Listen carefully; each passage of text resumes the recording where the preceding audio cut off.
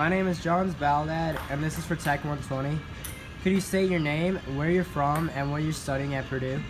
Yes, my name is Will Pavlik. I'm from Maryland and I'm studying computer science.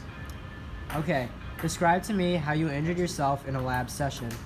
Unfortunately, we were doing a titration and I had the base and I had some hydrochloric acid, and I was titrating the hydrochloric acid into the beaker, and when I went to stir it just to make sure that I could get an accurate prediction for the concentration, or the volume rather, I ended up knocking over the titrant and hydrochloric acid got on my hands.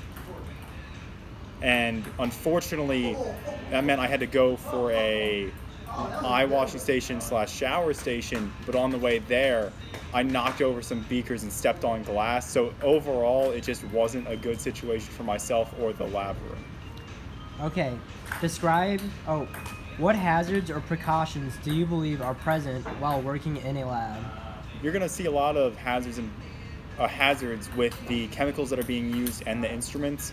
So you need to make sure that you're not going to be inhaling any fumes that you shouldn't be. You shouldn't be touching anything you shouldn't, because it could be an irritant to the skin, eyes. And there's also the materials that you're using. So, for example, a Bunsen burner, you don't want to be messing around with that.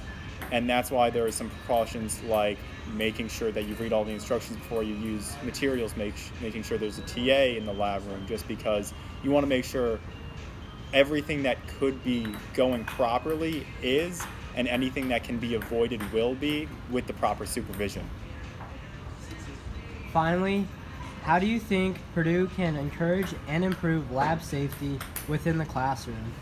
I think it can go multiple ways. The first off would be making videos with Purdue Pete showcasing the proper way to use materials and chemicals in the lab.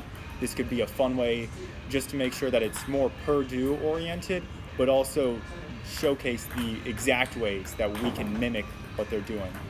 Also, if you put up posters around the lab classroom just to reinforce the messages that were being placed. For example, don't use any chemicals you're not supposed to, or make sure you're wearing gloves if you're going to be pulling something off a hot plate, just to be sure that the messages that we've gone over and you've seen in those Purdue Pete videos can be implemented inside the classroom. And lastly, if there are demonstrations by a professor or a TA beforehand, just to make sure every single student that's going to be performing the lab can do it properly.